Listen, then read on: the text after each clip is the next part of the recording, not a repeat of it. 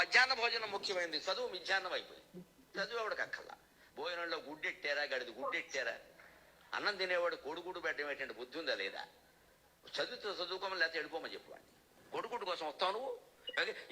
ఉభయ తెలుగు రాష్ట్రాల పెద్దలందరూ వింటారు నా కెమెరా ద్వారా కాబట్టి చెబుతున్నా. ప్రభుత్వం కర్తవ్యం బాగా చదువు చెప్పడం తప్ప పుస్తకాలు ఇవ్వడం, బట్టలు కుట్టించడం, అన్నం పెట్టడం కాదండి.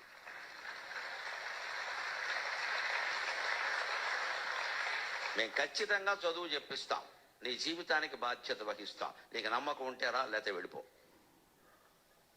ఈ మాట అనే దమ్ము లేదు ఎవరికి. ఎందుకంటే అందరికీ మళ్ళీ ఎన్నికలు రావాలి, మళ్ళీ మనం రావాలి, మళ్ళీ మనం రావాలి.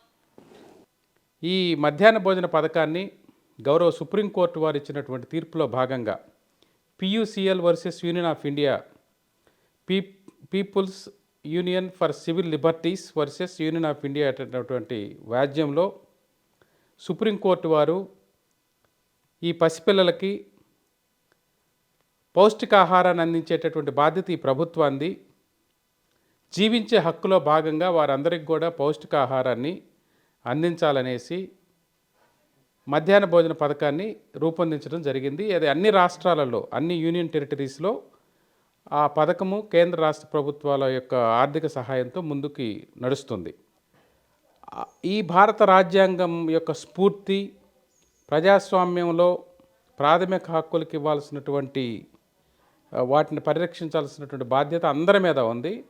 గౌరవ గరికపాటి నరసింహారావు గారి మీద కూడా ఉంది. ఎందుకంటే వారు పద్మశ్రీ కూడా తీసుకొని ఉన్నారు కాబట్టి.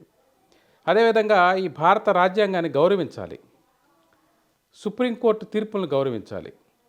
మనము ఎందుకు ఇవ్వాలి అని ప్రశ్నించేటట్లుగా ఉంటే అవి సుప్రీంకోర్టుని ప్రశ్నించినట్లుగా ఉంది, భారత రాజ్యాంగాన్ని ప్రశ్నించినట్టుగా ఉంది, ప్రభుత్వాలను ప్రశ్నించినట్లుగా ఉంది.